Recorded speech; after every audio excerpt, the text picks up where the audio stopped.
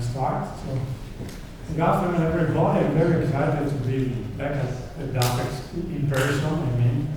And this is a great thing. So, anyway, the last tutorial today, I think. So, please use your last drops of fuel and try to but I think it's going to be interesting stuff. So, the title from the agenda, Discrete-Time simulation of nonlinear musical circuits by means of physical interpretable iterative solvers. And I'm taking care of part one, Kirchhoff methods, whereas Alberto Bernardini, who's sitting there, we take care of the second part. And I'm actually trying to bring you in the topic with some starting from simple stuff, from well-established stuff, and progressively moving toward our recent research results are restricted to the Kirchhoff domain, whereas Alberto will further expand and move to the our latest work and focusing on the wave digital on the solution of wave digital filters. And so let's start from the very basics.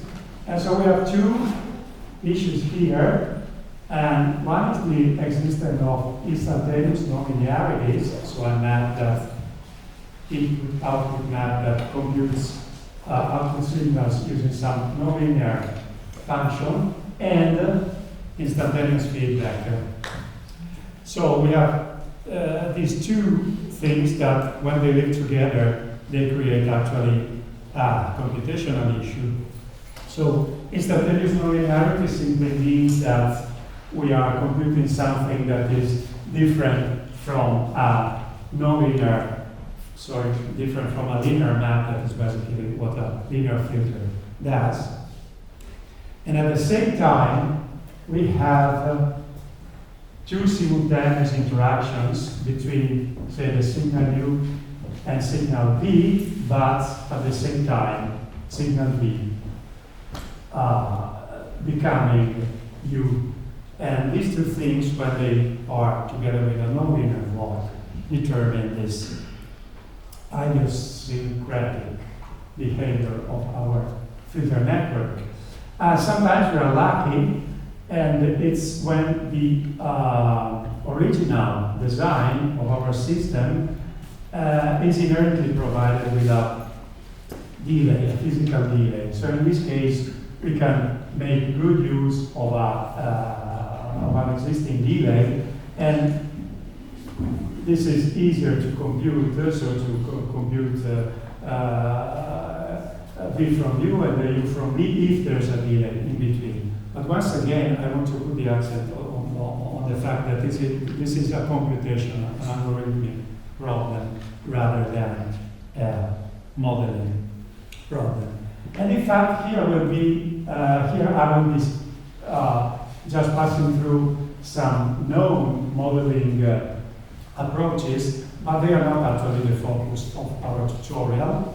But just to remember, we can roughly divide the modeling approaches in those that come up with a continuous time model before discretization, and other modeling techniques that inherently embed the discretization map, either operating in a temporal domain, so T discretized into K capital T, or in the transform domain when we are working, well, for instance, in the Laplace domain, and then transforming into the zeta or Z domain. Okay, so in this big realm that we can approximately split, or I can split in those two big families, we can further categorize these approaches So, for instance, the multidimensional share of a time domain system, this is basically the main recipe used by the key method, so that has started to become popular around 2000, and several other methods stem from that original idea. Then transformation of a state-space formulation of the equation system. In the temporal, here I'm thinking of the Udo Zölzer's publication on the generalized method for working with state-space formulations of nonlinear delay free loop systems. Or the transform domain, Lutz Trautmann's and Rudolf Gallenstein book about the functional transformation method. I think the early papers from them stated 2003. And then, of course, there were the compositions of an original equation system. So mainly wave digital filters. 1989, Merkot-Schultz paper on the nonlinear modeling of wave digital filter networks, and also, of course, digital waveguide filters. So 1993, the wave digital hammer, Julius Smith, Scott Van Dyne's wave digital hammers in connection with their digital waveguides. They were the early examples of nonlinear approaches to the solution of delay-free loops. There are also the category energy-based, so Hamiltonian approaches, and also, of course, all the big real approximations. So we can linearize, we can, of course, add fictitious delays and come up with a plethora of models that we have to compute. So now we are in front of the problem of computing whatever we have modeled, containing instantaneous nonlinear feedback. So as I said, I'm not serving existing modeling methods. We will be instead serving our recent research results on how numerical solvers perform on a musical circuit or musical instrument model. We are computing them, we are in front of the problem of computing them. And sometimes, as we will see especially later with Alberto, how our solvers possibly determine back propagations to the original, or say to the model our program comes from. So kind of we will see consequences on the original model itself. And why are we talking about this during this tutorial? Well, first because numerical solvers are often chosen by the expert's intuition. So I know this solver, this numerical recipe should work, it should, or brute force simulations. I simulate and so this works in real time, so we choose this. And there's also some confabulation about numerical solutions. One famous motto is Newton-Raphson wins over fixed points, but rarely a performance analysis is made before simulation. So what we are trying to show here is that we can do something preliminarily and to make predictions, to make quantitative predictions before using and choosing our numerical solvers. And specifically, we are talking about probably the two most common methods that we have been using also in our research works, which are fixed points and Newton-Raphson. In both Kirchhoff, I'm doing that, KD, Kirchhoff digital, and the Wave digital, Alberto Wave. And also having a look to the physical interpretation that particularly in the wave digital case will see our numerical power. So these numerical solvers can have. So once again, the focus here, not the original design, not even the modeling, but the computational solver with possible propagation to how we can model further. And okay, so some quantitative preliminary analysis, and we will see also that they lead to some results that have general validity. If anybody has questions, so please let's make it interactive and as far as time allows, but I'm happy to be stopped, interrupted, and be asked about anything that curiosities or just understanding better what the slides contain or what the slide contains and so on. And while discussing this, we choose a scope and also delimit our discussion. Well, first, we are not interested in linear blocks, so digital filters, simply because they can be embedded, so they can be seen as a particular case of a nonlinear map. You will be the Kirchhoff, so the input signal in a Kirchhoff model. They can be also null. This helps me use just the n everywhere, just not to complicate things. So let's choose one dimension and call it n everywhere. So V are the outputs from our filter network, and then we have n scalar maps. Scalar maps meaning that our vectorial nonlinear function is made of n nonlinear functions that have a scalar output, and they may accept more than one input signal, but in that case, the number of signals in input to one single component of our global nonlinear function C results from superposition, from superimposing R to R, so one-dimensional 1D to 1D nonlinear maps.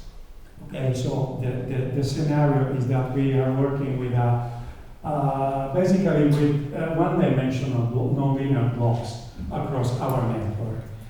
Even if, okay, this is written in the bottom of this slide, we are not necessarily limited to this. We do this for the sake of simplicity during this tutorial, but say classic normal case of multiplying two signals, that's not a scalar nonlinearity, so that must be a geometric nonlinearity. We can still do that, but we are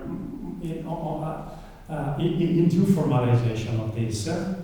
Anyway, we can manage also local, say, vectorial nonlinear maps. And then, of course, we have to put these maps, these nonlinear blocks together. So we use two, say, topological matrices, basically. One is for connecting these maps, and the latter, F(u), is for connecting the inputs to the maps themselves. And the output, you see, is recirculated. So the output is instantaneously recirculated inside the network. This is the broadest definition that today we give of a nonlinear filter network in Kirchhoff domain. Okay, so it's important to remember this general formulation of our nonlinear filter network. And so let's start with the fixed points in the Kirchhoff domain. Here I'm telling nothing new for numerical analysts. So this is just the application of a fixed point method. And so we start from our big equation, and the fixed point just requires to iterate on and on. You see that V of lambda becomes, gamma becomes V gamma plus 1, and we are just iterating at each temporal step, so while keeping the inputs fixed okay, until we stop, until the output doesn't change any longer. And you see that fixed point is a kind of quite simple thing. If we look at the scalar case, we are just circulating the signal across the delay-free loop. So we are just following the delay-free network. And this can be variable at the same stage, so it's not true that fixed point has to be thrown in the dustbin in any case. If you are using a cheap DSP, and you see that here we are possibly rewriting the internal register of the CPU. So in the case of the Internet of Things devices, or when we are restricted to local memory, it can work decently, and it is very easy to program. So we are just implementing our filter network and just iterating through it. Okay. So how can we make sure that there's a solution? In a linear case, so if we had a linear filter network, for instance, then our map becomes a matrix A, and we just it converges if and only if the spectral values, that is the largest eigenvalue of our matrix, is the largest absolute value of the absolute value, the largest eigenvalue in our matrix is such that it is less than 1. So what we do here, at every iteration and at every temporal step, we can define a function h that basically wraps up our system, our filter network, and we consider the Jacobian matrix of h, so it's the matrix of the relatives of our of h as it appears as a matrix, and we just need that the Jacobian is, so it's a linearization operation basically. We just need that spectral values is less than 1.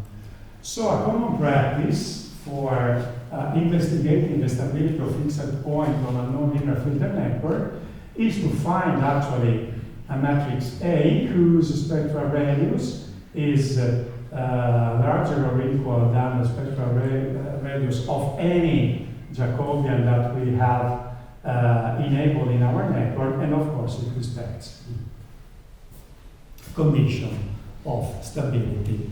And remember that these are sufficient conditions, so sometimes they are too strong. But so, for instance, let's pick up this model. So the DCF filter of the EMS string that is summarized by these equation systems. Probably there's a small mistake there. Every year somebody tells me that there's a small mistake there, and never take note of the mistake. So it's still living there, but probably doesn't matter too much. And so this is the filter network. You see, we are calling R and S these nonlinear blocks. So we can also have a formulation in terms of the graph that we are computing. And we consider our blocks, once again, they were around here, R, S, T, okay? So we do this change. So we look for this matrix that is, larger than the spectral radius, larger than the Jacobian of the DCF filter network. Basically, we are linearizing, you see, in ways that we are substituting hyperbolic tangents with straight lines.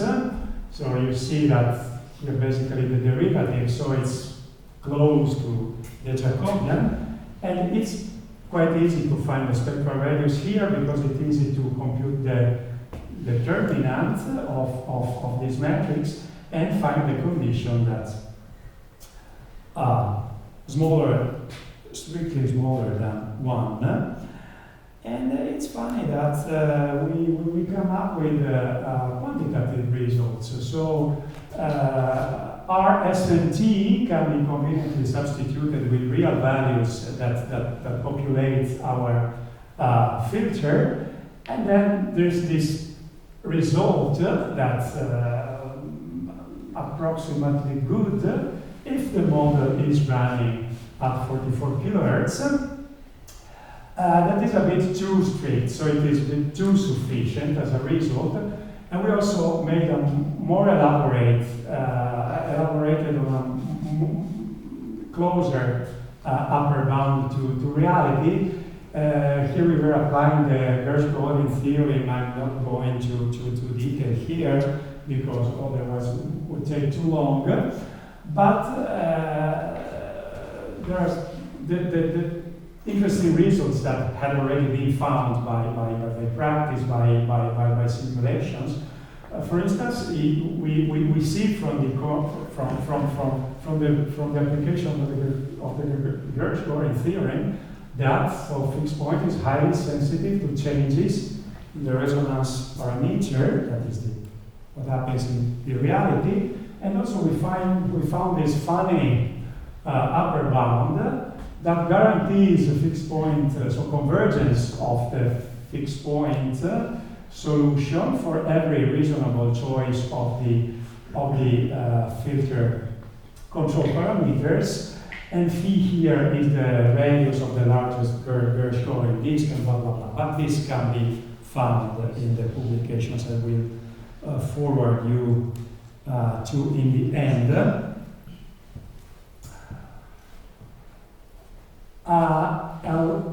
Questions so far? No? Okay. So let me move to a second example here. That is the remodulator, by the way. And here's the longer drawing of the corresponding filter network that basically is of no use, but just to show that a filter network exists. So it is the continuous time network and the related graph. So sums and what else? Where are the nonlinearities? Okay, yeah, here, okay, yeah, G. And what are they? They are the 4 diodes of the remodulator in the formulation. That's one formulation of the remodulator. We know those were the 4 diodes defining that square, rotated square. And so I think most of us will remember it. What is the main difference compared to the DCF? That this time the Jacobian matrix depends on the signal differences. So the Jacobian, we see we have this G prime here, that is the conductance of our diodes. And then we resort to some computations that make use of the Cauchy theorem here, but this is not that important. It's technical stuff to go ahead.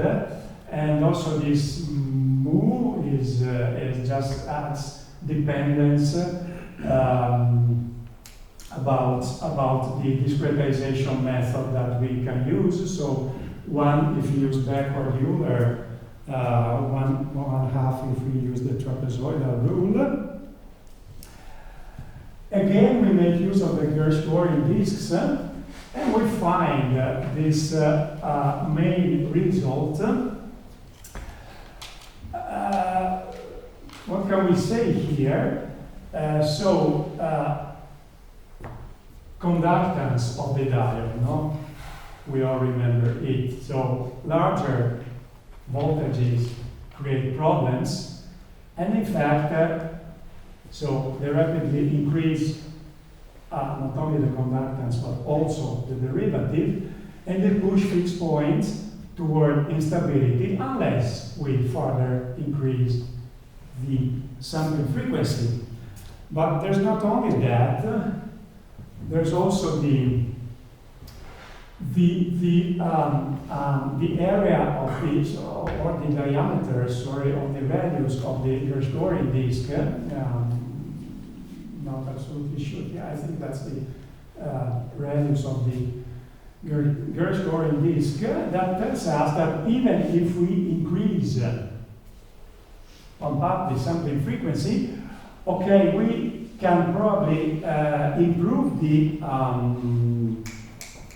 convergence speed at that frequency, so it is a relative improvement, but we are not supposed to increase the radius of the Gershgorian disk, meaning that we not necessarily improve the stability of our system, or say, not the stability, but the convergence of our fixed point solver, even by increasing more and more the sampling frequency. And also it's quite interesting to note that we found almost no effect of the discretization method we chose for moving to the discrete-time domain. So once we choose to use fixed point, then it doesn't make much difference if I chose the trapezoidal, the forward, backward, and Euler, and the like. To a point that this is okay. So the relationship between convergence speed and accuracy, we could have a convergent, a remodulator converging even by switching off the number of iterations of our fixed point solver. So 0 iteration, just compute once and go ahead. It continues to converge, but there are problems of accuracy compared to a fixed point that iterates until some stop condition, some threshold. And in fact, we notice this difference, especially when we activate the modulating input here that was constant for a while, then we switch on and turn it into a sinusoid, so the ring modulators start to work. And if we are making no iterations of our fixed point, then we have an error that is a huge error during the transient, and in fact, not by chance. This is also the region where the fixed point solver needs to make the highest number of iterations. This is just to keep this discrepancy, this difference, this error, to keep it beyond threshold. Okay. Now, so 8 minutes to talk about Newton-Raphson of Kirchhoff networks. So this is the Newton-Raphson fundamental equation. So we resort to our formulation of the delay-free loop network. I simplified it just by getting rid of the topological matrices. I just embed them in the input plus states of the linear filter and embed it in the nonlinear maps, since there's superposition in any case. And we are looking for a zero of the function f. So in our case, sorry, f is this function, so by definition. And once again, we need the Jacobian in a general case. You see here we have the inverse of the derivative. In the vectorial case, we have the inverse of the Jacobian, that is j of f, that is like the same as deriving. So we have the identity matrix because the Jacobian of V, the derivation over V, identity, and then we have the Jacobian of C calculated over the values of V at the specific iteration number, and so this generalizes the scalar formula for Newton-Raphson. But let me go back for a short while to once again to the scalar formula, because you see that in the scalar case, using Newton-Raphson corresponds to substitute a delay-free loop with this piece of filter network. That also gives evidence that also Newton-Raphson is a fixed point method.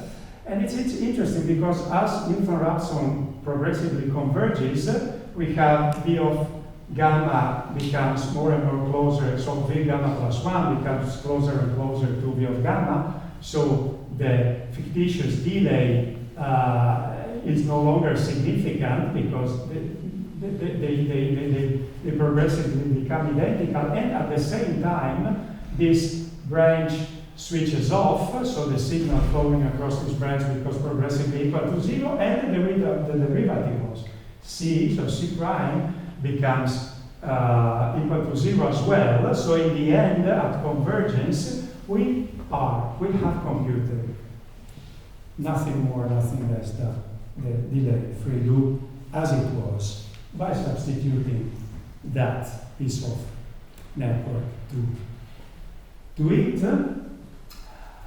Okay, so this should be the most difficult of my slides. We define a basin such that we start from a point, solution point, and by definition, if our basin of convergence, you imagine an n-dimensional space, you start from a point and you are jumping somewhere to a solution possibly. So if you are, if I am within this basin and that has this definition, then by definition, once again, I'm converging to the solution with quadratic speed. Remember that fixed point converges with linear speed.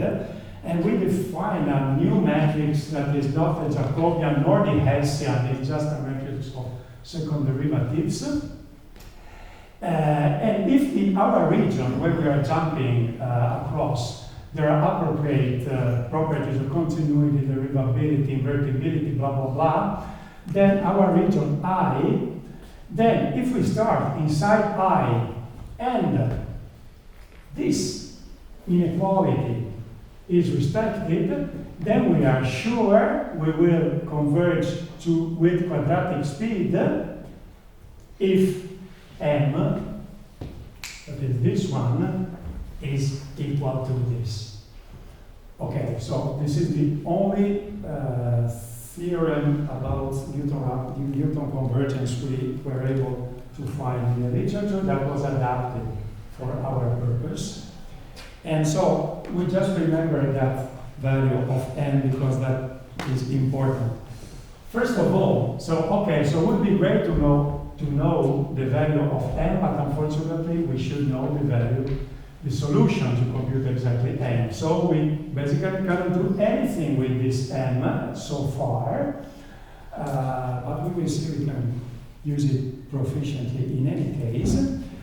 And that's important because this inequality holds.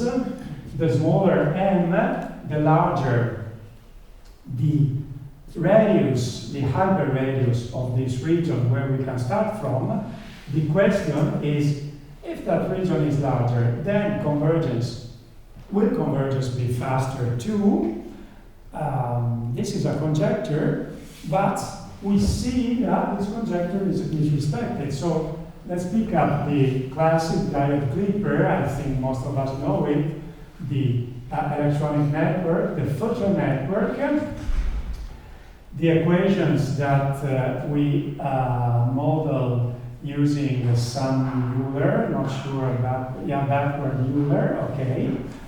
Well, okay, so we can show results for two different diodes, this nonlinearity and this nonlinearity, and we see that, okay, so this is the classic diode clipper output, but the interesting thing is that, so it's easy to compute M here. We have a formulation of M, and we see that the number of iterations that the diode clipper makes follows the, oh sorry, so this is the number of iterations, of course the discrete one, follows the values of M with good approximations in both cases. So we have a good predictor of the number of approximations if we could compute it, so if we had the solution already at hand.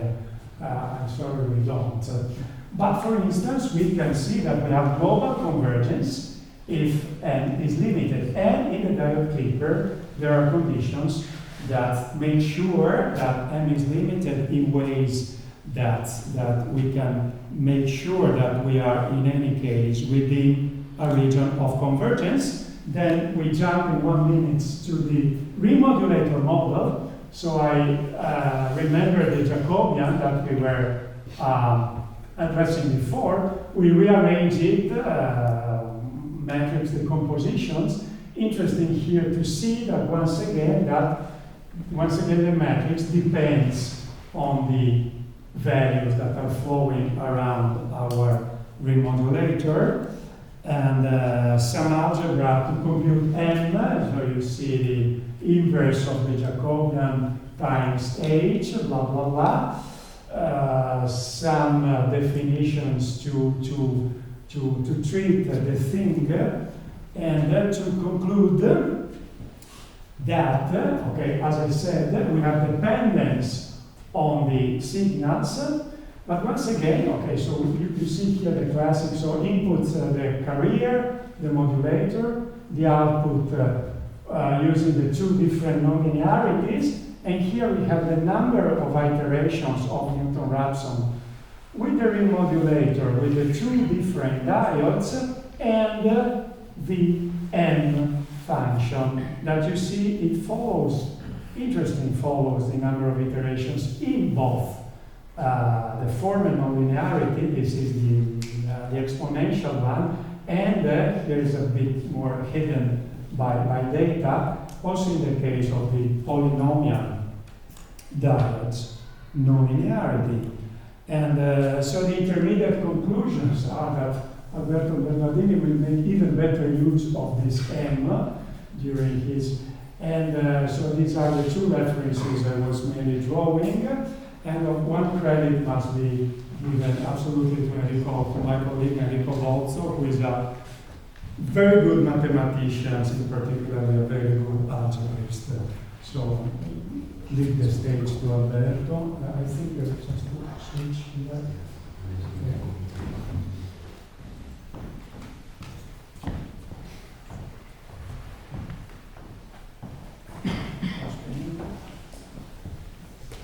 Okay, so let me continue the second part, and which is devoted to the application of the discussion that Federico did with the Kirchhoff network to weight digital networks.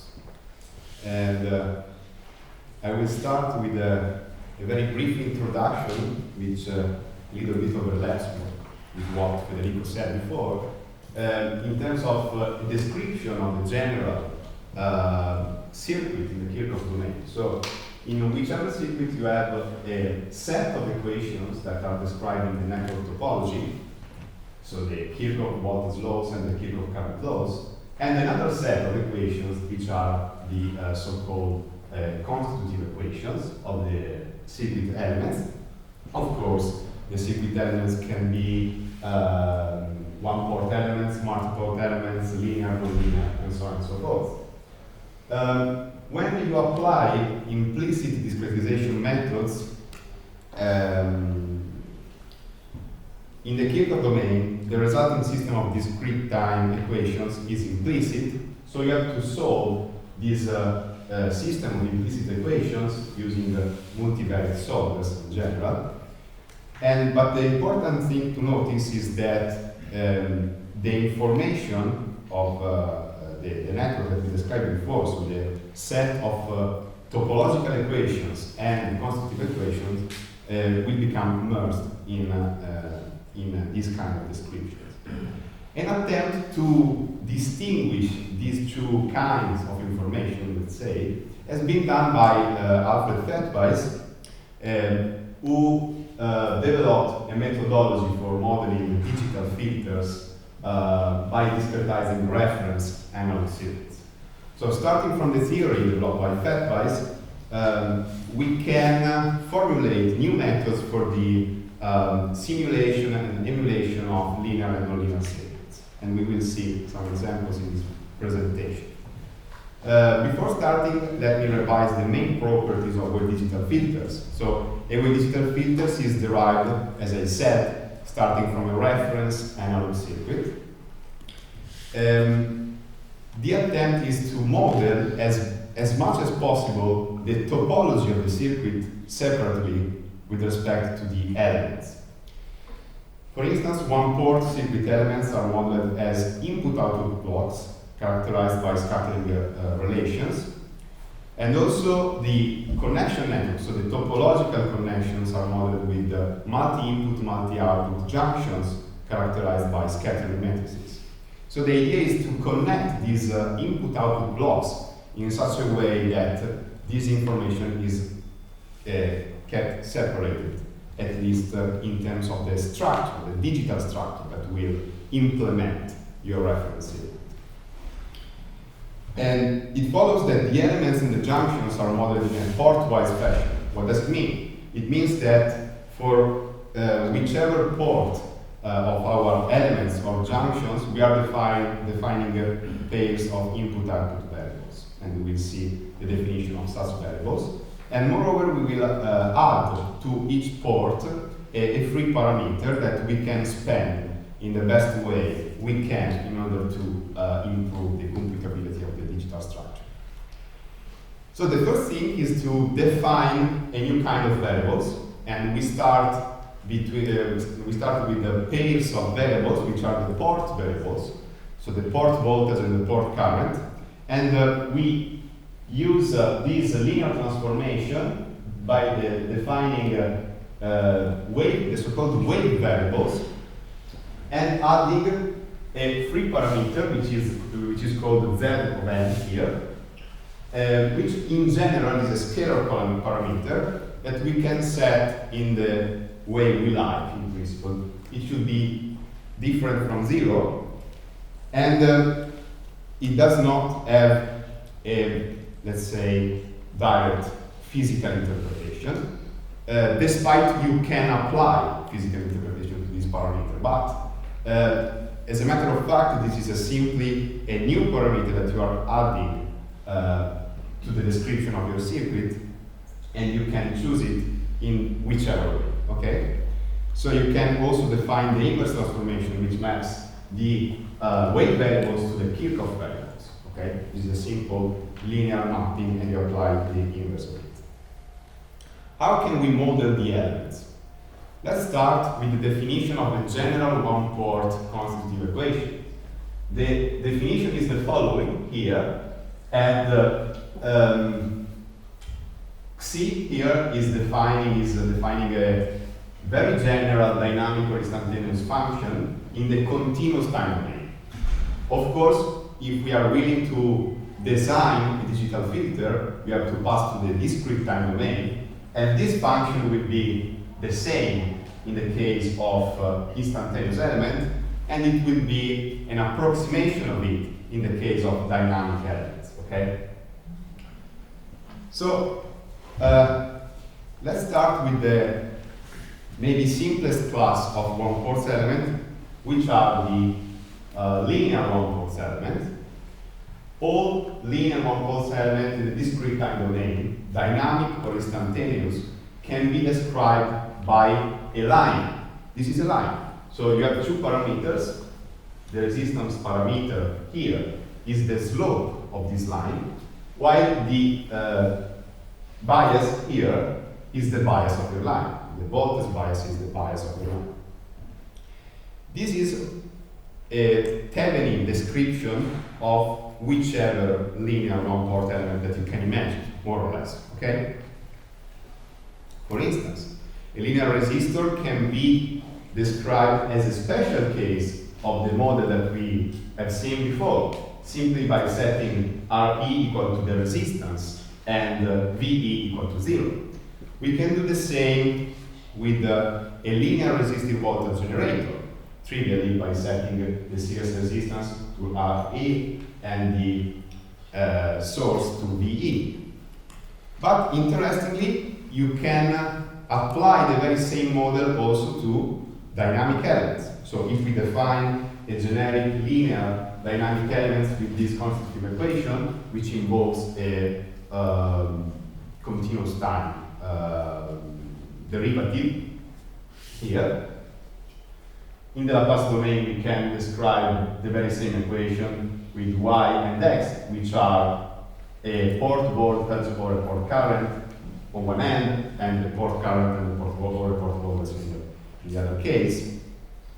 And we can approximate in the discrete time domain that continuous time derivative by applying whichever discretization method. It comes that in practice, the most useful, let's say, but it is quite rough sentence, but let me say that the most useful methods in Wilfram modeling for discretizing derivatives are the trapezoidal rule and the backward Euler method. And personally, I prefer this one, the backward-Euler method, in the wave digital domain. Why? Because we can describe these two, dynamic elements approximated with the discretization method, using those methods and getting explicit representations of circuits, at least linear circuits and some nonlinear circuits, with all the good properties of these kind of discretization methods that in the mainstream literature on circuit simulation are instead called implicit methods.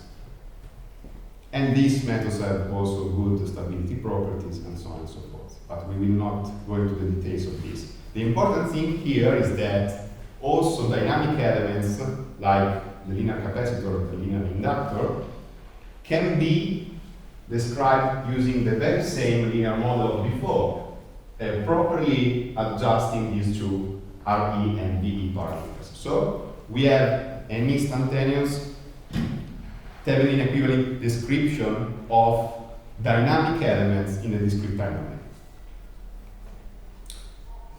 domain. What I discussed so far was in the Kirchhoff domain. How to pass from the Kirchhoff domain to the wave digital domain. We are going to transform a line into another line. The other line in the wave digital domain is this one. And this equation is simply a scattering relation, which is mapping an incident wave AK to a reflected wave BK. And the line is characterized by a slope, which is weighting the incident wave, and a bias. As you see here, the bias is a weighted version of the very same parameter which was the bias of the Kirchhoff domain. And the weight of this incident wave is very important because it's called the reflection coefficient. And it will play a crucial role in the design of the wave digital structure. In this reflection coefficient, free parameter is appearing, which is Z, and as I said, we can set that parameter as we prefer. In terms of computability, with whichever digital structure, what we are willing to do is eliminating instantaneous dependencies between variables in order to reduce the number of implicit equations and in order to minimize the dependencies between variables. And here it comes that if we simply set this free parameter equal to Re, this term goes away, this term goes to 0, and we are statically eliminating the dependence between A and B.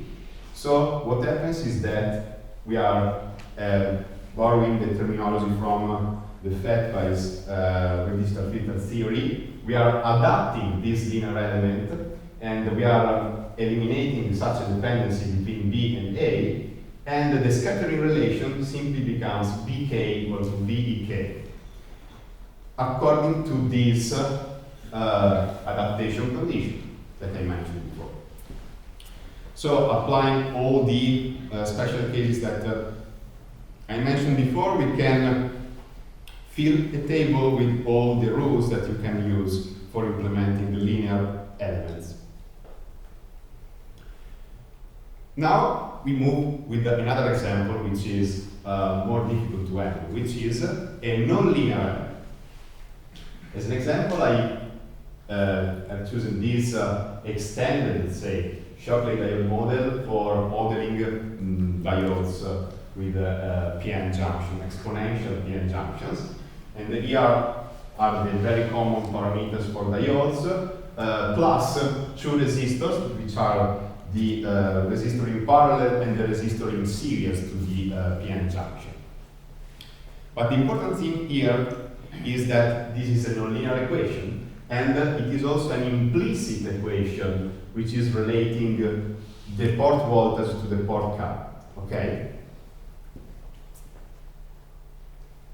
The nice thing is that exploiting the properties of the Lambert function and the omega right function, we can find an explicit mapping between A and B. So we can express the reflected wave of this one-port nonlinear element as an explicit function of A, of the incident wave.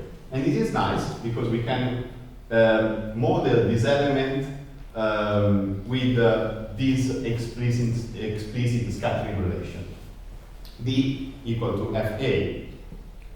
But differently from the linear case, here we are not able to adapt this element, which means we are not able to eliminate that instantaneous dependency between A and B. So we have to say that this nonlinear element in the digital domain cannot be adapted. So we can not find any value of Z that eliminates that dependency. But what we can do, okay, we can ask ourselves, is whichever value of Z the same? So is it impacting in the same way in the modeling of this element in the digital domain? The answer is maybe, but we will see today that in a specific frame, also designing the digital structure in a certain way, it is not. So there are some preferable values of Z also in the nonlinear case.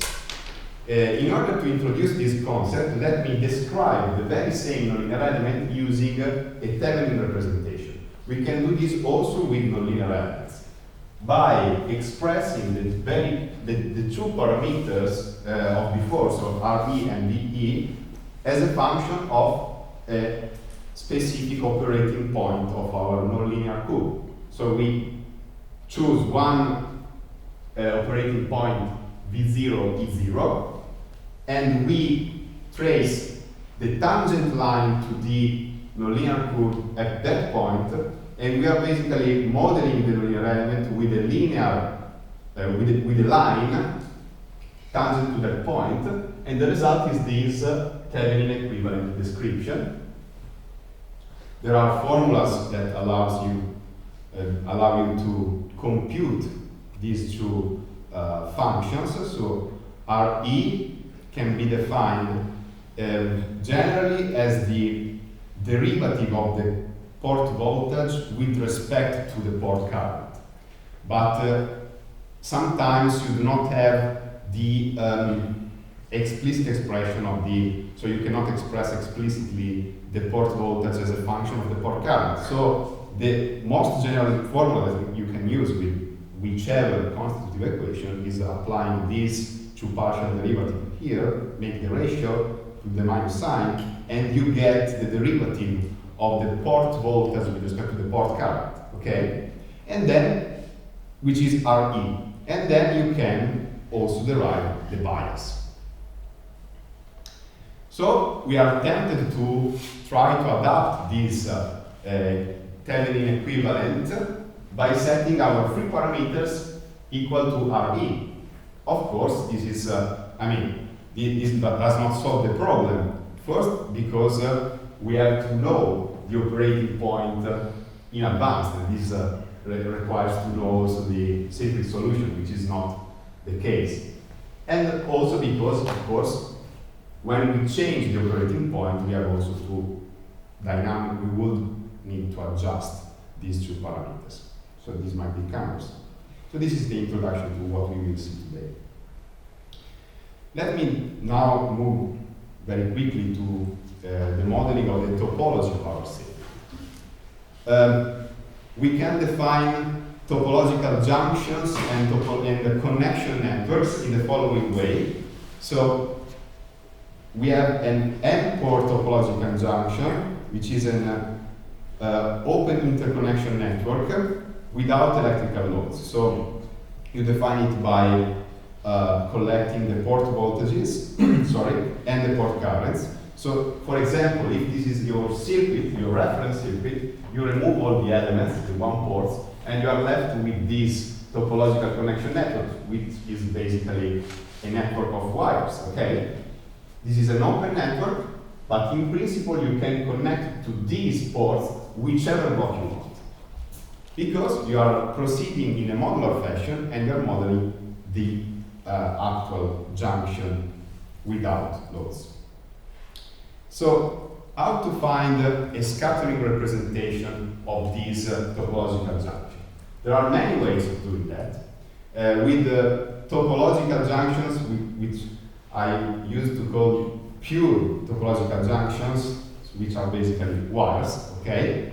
You can proceed in the following way. So you can search for a subset of the port voltages, which are called independent port voltages, and express all the port voltages as a linear function of that subset. And the conversion matrix for doing that is called the fundamental cut-set matrix. You can do a similar process considering a subset of port currents, and the conversion matrix will be the fundamental loop matrix, or better, its transpose. But let's not enter into the details. The important thing is that there are systematic methods for identifying those subsets of independent port variables, and we will not see today those, just to give you an intuition. For instance, in a series connection, all the currents of your connection network are basically the same current because all the elements are in series. So you can express all the port currents of this series connection network as a function of a single current. So the independent port variable will be just one of the currents, which is I1 in this case. Similarly, with the parallel connection, you can do the same with the port voltages, and you can do similar things also with more complicated topological junctions. The nice thing is that you can compute the scattering matrix that represents your topological junction in the wave digital domain as a function either of the fundamental cut-set matrix Q or the fundamental loop matrix B. And this is nice because gives you also the possibility of flexibly choosing the most computationally cheap way of computing that, but let's not enter into the details. Interestingly, whichever topological junction you are considering, you are sure that your corresponding scattering matrix will be characterized by these properties here that are related to the losslessness of this kind of junction and the reciprocity of this kind of junctions. And these equations are the properties that I'm referring to, and they involve also the diagonal matrix of port resistances of free parameters. An interesting property is also this one. So scattering matrices of topological junctions are always self-inverse, which means that they are involuntary. Multiplying the scattering matrix by itself, you get the identity matrix. Okay, the last property of these kind of junctions is that you can make reflection-free whichever port of those junctions, which means that you can, properly choosing the free parameters, force to zero the nth diagonal entry of those matrices. Why this is useful? This has been exploited in traditional nonlinear digital filter theory, dealing with circuits with one nonlinearity. So there is a very smart way of exploiting wave digital filter principles when you deal with circuits with one nonlinearity. Okay? How can you exploit that property? The idea is that you think about your circuit as a tree, characterized by the root, which is the nonlinear element, and the nodes, which are the topological junctions, and the leaves, which are the linear elements. And you can describe your circuit in a way similar to this one. Here you have the root, which is a nonlinear element. You are adapting your junction at this port, which is the one facing the nonlinear element. So you are basically eliminating the instantaneous dependency that you would have here between wave variables, and then all the linear elements can be adapted, so the instantaneous dependencies are eliminated. And you can compute circuits with one nonlinearity in a completely explicit fashion, so without using any iterative solvers in the wave digital domain. And this is, I want to underline this fact, this is a property that is proper of wave digital methods. With the Kirchhoff methods, you cannot do that. Okay? This is another example, but I will skip it. Okay? So let me move to the core of the presentation, which refers to the modeling of circuits with multiple nonlinear elements. Let me just do a brief overview of some methods that are already existent in the literature. Here are some examples of methods of fixed point methods implemented by some researchers. And it is interesting to notice here, Kabir et al. Developed a wave digital fixed point method for circuits with multiple nonlinear elements. At the final section, the conclusion and future work section, they say the optimum selection of reference port resistances at nonlinear device ports may have to be adaptive, since the optimum values are dependent on the circuit state. And this is very interesting. And what we actually did is developing basically this idea, and we developed some methods which are exploiting this idea. So we are changing the values of the free parameters in order to simplify the resolution of the wave digital filter network. As far as Newton-Raphson methods are concerned, there are also other approaches in the literature, and we will see today also another application of the very same idea of choosing the best free parameters also in the case of the Newton-Raphson method. So let's start with the fixed point method I was mentioning before. The method is called the scattering iterative method, and the method assumes the wave digital structure to have a very clear I mean, a very clear structure, okay? So you have a junction, one single junction in the simplest case, characterized by a scattering matrix S. Nonlinear one-force elements are connected to the very same junction, and you are basically dealing with two kinds of wave variables. The waves that are incident to the junction, incident to the elements, and which are at the same time reflected from the junction, and vice versa, the vector B of waves incident to the junction and reflected from the elements. And then you have Z, which is the diagonal matrix of free parameters. So the structure is of this sort here.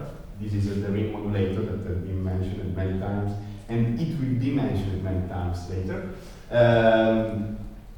which is modeled with a single junction embedding the two ideal transformers there, which do have a topological property in this case, a topological role, let's say, and the nonlinear elements, which are the diodes, and the linear elements, which are all the others, are connected to the very same junction. A and are the waves incident to the elements, while B and are the waves reflected from the elements.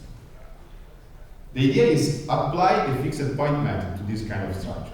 So the fixed point method is constituted of 4 stages. Those stages are performed at each sampling step, which is indicated with the index K, okay? So we start with an initialization stage, which is the most difficult to explain, okay? So at the given sampling step K, the diagonal matrix Z of free parameters is firstly updated, which means that the free parameters are set to the adaptation conditions for linear elements. And how do we choose those for nonlinear elements? This is the key point. The answer is that we choose those as close as possible to the slopes of the tangent lines passing through the operating points on the VI characteristic, which is exactly the RE parameter of the Thevenin equivalent representation that we described before. As close as possible to that parameter. We don't know a priori that parameter, but we try to estimate and to go as close as possible to that value, okay?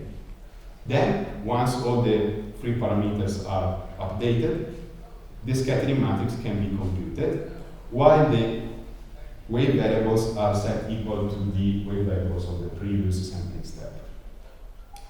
Then, we perform a local scattering stage, which means we compute the waves reflected from each element, and this stage is completely local, which means in order to compute the wave reflected from a single element, we just care about the function describing that single element, okay? Then we perform a global scattering stage, which means we are at the stage in which the waves reflected from the junction are computed starting from the waves reflected from the elements, okay? And this is done by simply multiplying the waves incident to the junction by the scattering matrix S. These two local and global scattering stages are simply repeated iteratively up to convergence, which the convergence can be checked in many ways. Here is a possible way. So you are basically ensuring that the norm of the difference between the port voltages at a specific iteration step gamma, with respect to the iteration step gamma minus 1, is smaller than a certain threshold. Okay. Okay. So the idea is very simple. We apply these stages and we compute the operating point in this way. So the question is, does this method converge? Okay, so we have done some discussions before. In order to analyze the convergence properties, let me write this equation, which is basically the description of the iteration process, which expresses the vector of incident waves at iteration gamma as a function of incident waves at the previous iteration. And Fa is a vector containing all the nonlinearities of your wave digital network. So, starting from this equation, we can define a iteration function which we are going to repeatedly apply to the vector of waves, which is defined in this way. So you have h of a, which is the iteration function, defined as s dot the vector of nonlinearities. And in this way, we are basically describing our fixed point method. And we know that according to the binary fixed point theorem, whichever fixed point method converges to a fixed point just if H is a contracted mapping. And so what is left to do is basically to verify whether this H of A function is a contraction. So to guarantee that the sim converges, it is sufficient to prove that H of A is contracted. How can we verify it? Okay, the idea is that any functional map having its Jacobian norm less than 1 is a contraction. Moreover, we can define the Jacobian of H. We can conveniently verify the condition that we need by knowing that the spectral radius of JH will always be lower or equal than the norm of JH. So if we verify that the spectral radius of JH is lower than 1, we are automatically also verifying that it is lower than its norm. So this is a sufficient condition in order to verify the convergence of the fixed point method. It is interesting to see that the expression of JH can be reformulated in this very simple way, defining the Jacobian of F of A, which is the vector of nonlinearities of our wave digital network. So this Jacobian here is a diagonal matrix, and the non-zero entries are basically the scalar derivatives of each nonlinearity with respect to the corresponding incident waves. So the sim convergence condition reduces to this expression here. It can be proven that this, I will skip of course these details, that if the topological junction is lossless and reciprocal, okay, and if the BI curves are monotonically increasing, the sim method always converges to the fixed point. Since the time is finishing, let me skip these details. And the very nice thing here is that the scalar derivatives that I was mentioning before can be expressed in this compact form here. This is the derivative of the voltage with respect to current minus the free parameter. And in the nonlinear case, this is a generalization of the reflection coefficient that I was mentioning before. So at the end, what is nice here is that since the curves are monotonically increasing, these terms are always positive because they are the derivatives of the nonlinear curves. If we set the free parameters to be positive, we are sure that the derivatives f prime a are always lower than 1 in modulus. And this means that the spectral radius of the JF Jacobian is always lower than 1, and this upper bound is verified. So it follows that SIM, under the assumption that we are dealing with monotonically increasing nonlinearities, always converges to the fixed point. And this is very, very interesting, actually. So these are the properties of the scattering iterative method that I was mentioning. What are the good properties? We are able to set the free parameters in a physically interpretable fashion, because setting the free parameters as close as possible to the slopes of the VI curves, we are basically, according to this formula, which is the equivalent reflection coefficient, minimizing the reflections of waves inside the digital structure. So we are basically saying, I want the less energy possible reflected back from our nonlinearities during the iteration process. Okay. We have a guarantee of convergence in that class of circuits. We have accuracy because we can be as accurate as possible. Efficiency. Why efficiency? Because the smaller the spectral radius, the higher will be the speed of convergence. But if the free parameters are really close to these derivatives, this coefficient will be very low in modulus, which means that our spectral radius is very, very small, and this translates in a high speed of convergence.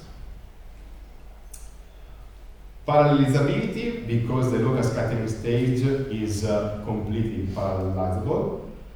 And also, we can accommodate time-varying parameters at no additional cost, because we are assuming to update the structure at each sampling step. This is also an important thing, but I will skip it because I have no time. Very briefly is that which is the bottleneck of this method. The bottleneck of this method is the computation of the scattering matrix, which needs to be updated at each sampling step. How to deal with this problem? The idea is that it is not necessary to update it at each sampling step. So we can estimate those samples at which it is more important to do that. This is the key idea behind these slides that I'm going to skip. And let me devote the very few minutes to 1 minute. To the Newton-Raphson discussion. The idea is that starting from the very same system of equation, we can define a Newton-Raphson solver. So the vector variables are the very same as before. The Jacobian, we already know it, so it is the very same Jacobian of before, which this time is not used for the analysis, it's used for the computation of the wave digital method, iterative method. And we can derive the update formula, which is the update rule of the Newton-Raphson method. Fine, this is a simple Newton-Raphson method. Let's try us to draw some conclusions about the convergence properties of this method as a function of the free parameters that we can choose, okay? Applying the very same discussion that Federico mentioned before, we can define a basin around the solution that we don't know, where the Newton-Raphson solver can be initialized to converge with quadratic speed. Okay, this basin is included in an hypersphere, okay, centered on the solution point, and with a radius which is the reciprocal of m. M of A is a function that, similar to before, can be computed and expressed as a function, in turn as a function, of the Jacobian of our system. And also, second order derivatives are involved, as previously mentioned. The idea is that the larger this radius, 1 over m, the larger the basin inside which we can initialize our solver to converge with the quadratic split. This is very nice. We can express this basing according to some derivations in this way, where Z max and Z min are the highest, the largest and the smallest port resistance, and also appears this term here, which is the Jacobian of our nonlinearities. So the very final goal here is try to see whether this bound here can be maximized such that the spectral radius is the largest possible. Sorry, minimized, because the spectral radius is 1 over m. Okay, so minimize this such that the spectral radius is the largest possible. How can we try to minimize this? By simultaneously maximizing the denominator and minimizing the numerator, for instance. But maximizing the denominator is straightforward. Why? If we set our famous condition here on the free parameter, we see that this is close to 0. So the closer the free parameters to the derivatives v prime, the smaller will be the norm of the Jacobian here. So this is maximizing the denominator of our expression. And this is, let's say, what I wanted to say, because I not need more time. So the idea is that by setting the very same condition, we are also increasing the basing of quadratic convergence also in the Newton-Raphson method. And this translates in a single policy in the choice of the free parameters, both for the fixed point wave digital method, which is SIM, we mentioned before, and the Newton-Raphson method we described briefly now. And here are simulations showing this, providing evidence to this theoretical analysis.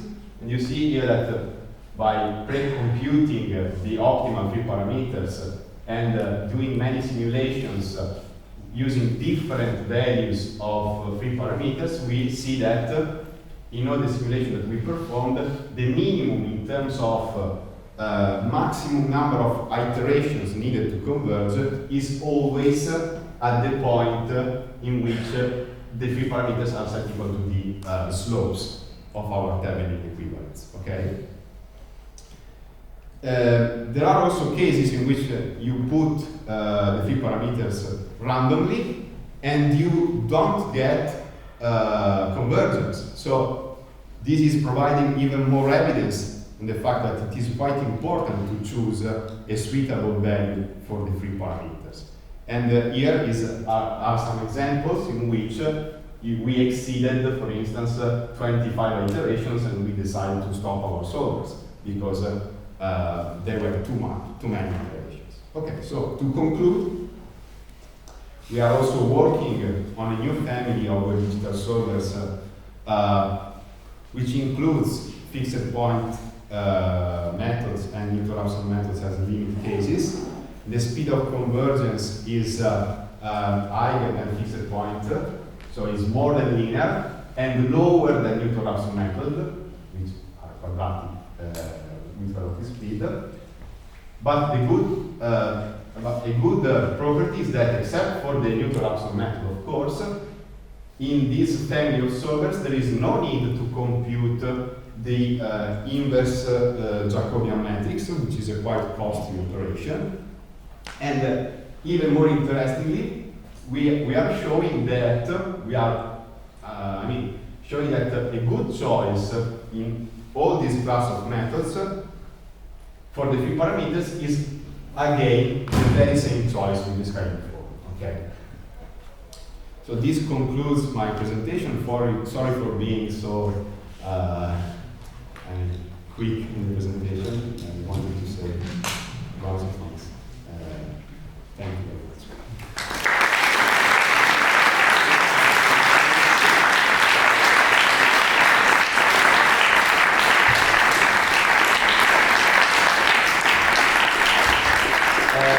Just a little bit, the last thing, we are also working on extension of these methods in which there is not just one single junction, but more junctions. And this is, I think, is quite interesting because it is resembling a traditional reduced filter theory in which we have many junctions. If there are any questions, there is no time for questions. So there are no questions for sure.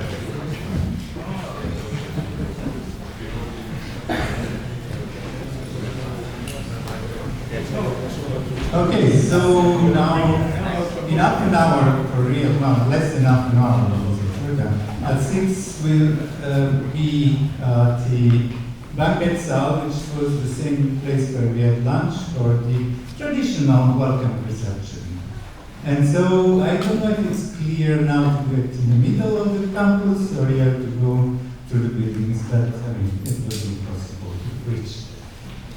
Okay, thank you for this participation, which was amazing today as a number of people, and we will talk more during the welcome part.